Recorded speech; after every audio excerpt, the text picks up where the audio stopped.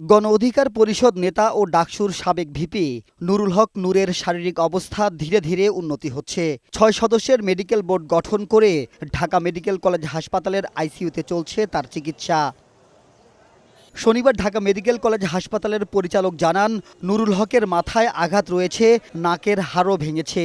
নূরের চিকিৎসায় উচ্চ পর্যায়ের মেডিকেল বোর্ড গঠন করা হয়েছে জানিয়ে ৪৮ ঘন্টার আগে আশঙ্কামুক্ত নন তিনি। আমরা ভালো মন্দ কিছুই বলতেছি না, আমরা সর্বোচ্চ সার্ভিস উনি এখানে পাচ্ছেন। বোর্ড করা হয়েছে, বোর্ডের মেম্বাররা যথেষ্ট আন্তরিক। নূরের শারীরিক অবস্থার খোঁজ নিতে হাসপাতালে ছুটে যান বিএনপি সহ বিভিন্ন রাজনৈতিক দলের নেতারা।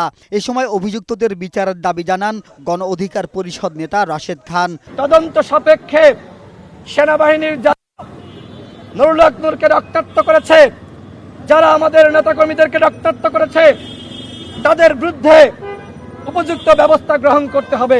পরে নূরকে দেখতে ঢাকা মেডিকেল কলেজ হাসপাতালে যায় বিএনপি নেতা মঈন খানের নেতৃত্বে একটি প্রতিনিধি দল। তার শারীরিক অবস্থার খোঁজ নেন বিএনপি নেতারা। গণতন্ত্রের রূপান্তরের যে প্রক্রিয়া শুরু হয়েছে, সেই প্রক্রিয়া আমরা অতি শীঘ্র সম্পন্ন করব, যাতে করে গতকাল নুরুর উপরে যে ঘটনা হয়েছে, যে অত্যাচার হয়েছে, যে জুলুম হয়েছে, সেটার জন্য এদেশে আর কোনোদিন পুনরাবৃত্তি না ঘটে।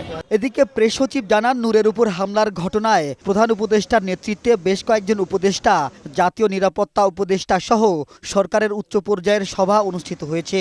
সভায় বিচার বিভাগীয় তদন্তের সিদ্ধান্ত হয়েছে বলে জানান প্রেস সচিব। তো এই ঘটনার উপরে একটি জুডিশিয়াল তদন্তের সিদ্ধান্ত হয়েছে।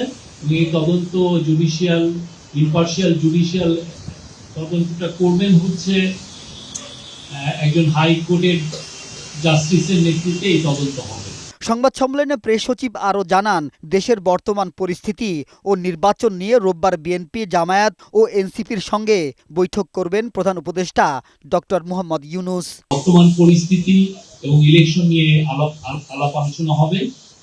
আগামীকাল ৩টার সময় বিএনপির সাথে মিটিং আছে, 4:30টায় জামাত এবং সন্ধ্যা 6টায় এনসিপি।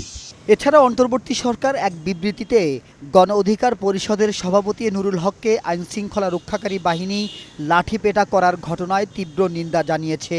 বিবৃতিতে বলা হয়, জুলাই গণ অভ্যুত্থানের অন্যতম নেতা এবং গণতন্ত্র, ন্যায় বিচার ও জনগণের অধিকার আদায়ের পক্ষে সাহসী ভূমিকা রাখা রাজনীতিবিদ নুরুল হকের উপর নৃশংস হামলার তীব্র নিন্দা জানায় সরকার।